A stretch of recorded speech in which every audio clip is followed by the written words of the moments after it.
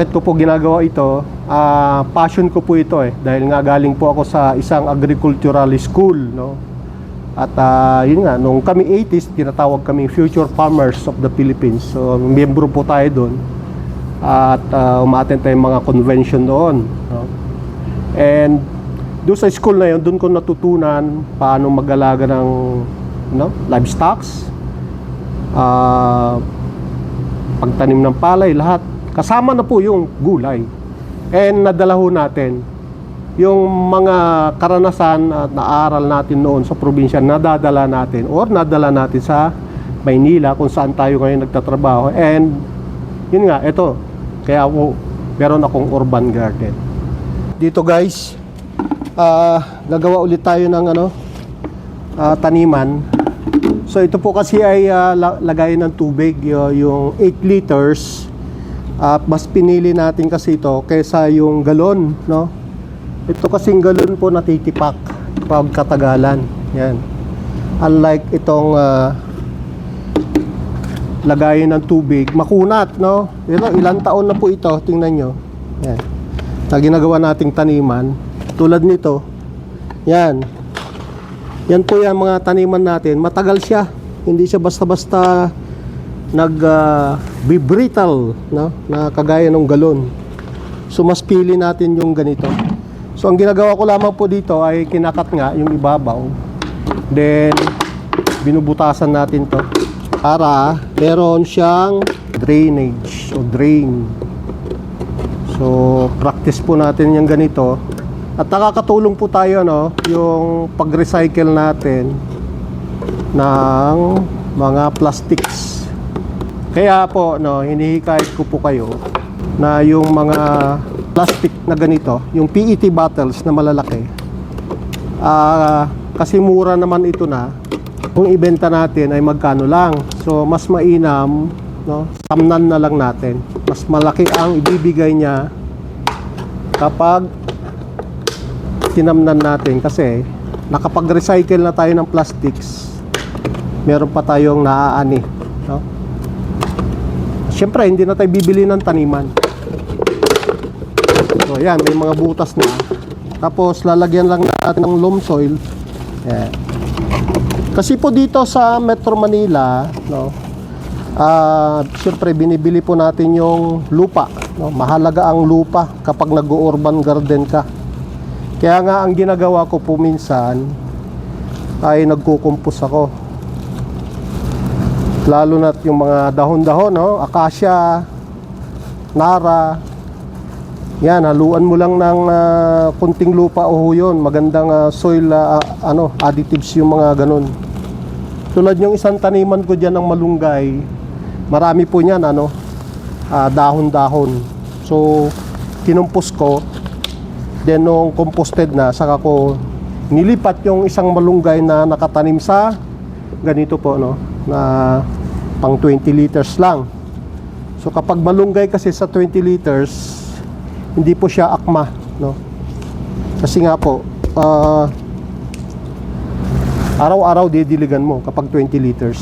Unlike doon sa mga 80 liters na mga taniman, ay tumatagal po yung moisture noong lupa, no? So ito, mga prepare lang natin, no? Ito kasi medyo sariwa pa yung ipa. So mga 2 weeks, 3 weeks bago natin tamnan. Kasi marami ho tayong ililipat dito na may bell pepper tayo, tapos yung ceiling green na hindi maanghang. At nagpabili nga po ako sa probinsya. Aba, daan din pala ang kilo ngayon. Samantalang pagbagsak ang presyo, 15 pesos, 5 pesos nga minsan. So ganun po ang presyo ng mga gulay natin, fluctuation. Depende po yan sa demand, no? Supply and demand, no? Pag makunti ang demand, mura. Pag malaki ang demand, mahal ang gulay. So ganun po yung rule, no? So dito naman sa urban garden, bakit ko po ginagawa ito? Passion ko po ito dahil nga galing po ako sa isang agricultural school, no? At yun nga, nung kami 80s, tinatawag kami Future Farmers of the Philippines. So, miyembro po tayo doon. at umattend tayong mga convention doon, no? And doon sa school na yun, doon ko natutunan paano mag-alaga ng, no, livestocks, pagtanim ng palay, lahat kasama na po yung gulay. And nadala ho natin yung mga karanasan at naaral natin noon sa probinsya, nadadala natin or nadala natin sa Maynila kung saan tayo ngayon nagtatrabaho. And yun nga, ito, kaya po meron akong urban garden. So may kunting space, no? At hindi naman nakakaabala. So dito ginawa natin yung mga itatapon ng mga plastic containers, ginawa nating taniman. So kung makikita nyo, mostly, no, plastic containers yan, yung mga pinaglagay ng pintura, mga tubig, at yung mga may basag. Ito, may mga basag na yan. So ginagawa natin, ni-recycle natin. Pero mayroon tayong mga nabili, no? 4 yung nabili natin na 80 liters, pero yung isa nabasag. So nagkukos ng 400, around 400 yung isa. So ngayon, hindi na ho tayo bumili ulit dahil nung nabasag nga po yung binili natin na pangalawa, na dalawa, ay nabasag yung isa, hindi mapakinabangan. So parang nawalan ho tayo ng gana na bibili online kasi nga yung handling nung binili natin is siguro bato lang ng bato, kaya ang nangyayari nababasag pagdating sa atin. So ayun po, ang saan man ako kumukuha ng soil or yung mga pagtatamnan ko, bumibili po ako ng sako-sako. Ano po? Ito po ay nagkukos ng 100 pesos, no? So 10 bags plus 1, no? So 100 pesos pero 11 bags yung i-deliver sa akin. Usapan namin nung supplier ko, si Miss Mika Manuel. And yung cost nun, ng shipping cost or freight cost from Marikina to dito is 400. So ang nangyayari, so 1/4 na po yun. Then magpapahakot ako dito kung sino yung mga bakante, walang pasok na mga housekeeping, binabayaran ko rin po yun. Aakyat lang yung 11 bags, 12 bags na loam soil. Maganda naman. So ganun po talaga, no? And ang isang pinaka the best kasi kung may urban garden ka, kung bakante ka or break time ka, pwede kang umakyat, tingnan mo yung garden mo, diligan mo. Tapos kung mag-ani ka, no, napakasarap sa pakiramdam. At saka makikita mo kasi dito sa tuktok ng building, meron kang makikitang mga green leafy vegetables, veggies, or may mga seedlings sa po ako dito. Sa totoo lang, nagpapatubo ako from seeds, no? Bayabas, langka, guyabano, kamyas, yung kakao, naggagraph tayo. Dito po kasi ay nagpa-practice din tayo ng paggagraph, no?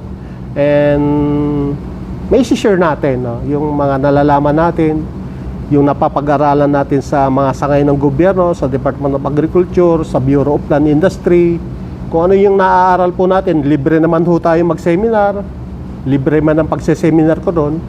So lahat ng mga natutunan ko, pinapractice ko dito. Then in the future, pwede kong i-share yun, no? Yung mga best practices. From here lang po, ginagawa ko na is kung ano yung maganda, no? Is kagaya ng mga halaman, o yung mga ginagawa ko dito, yung pagtatanim ng pechay, pagtatanim ng saluyot, pagtatanim ng espinas, ampalaya, alugbate, luya. So luya, lahat po yan meron na ho tayong mga best practices na ginagawa. Ano po? Yung luya.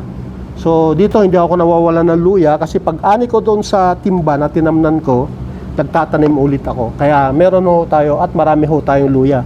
Then yung palang mga sili natin, so may sili tayong violet, no? Yung bunga niya violet, pero pag nag-matured na hinog, red. Meron din tayong isang klaseng talbusin, malaki ang bunga. So itinago ko muna dito kasi wala po akong binhi pa, no? So dito, makikita nyo, ayan. So ito, ibang klase rin po to na siling labuyo. So malalaki. So ginawa natin, tinago muna natin kasi baka mawalan ho tayo ng binhi. Yan, titingnan nyo, ang lalaki, oh. Malalaki ang bunga. So ito, meron na tayong pahinog. So itatago natin to para meron po tayong pantanim ulit, no? So ganyan po yung ginagawa ko dito.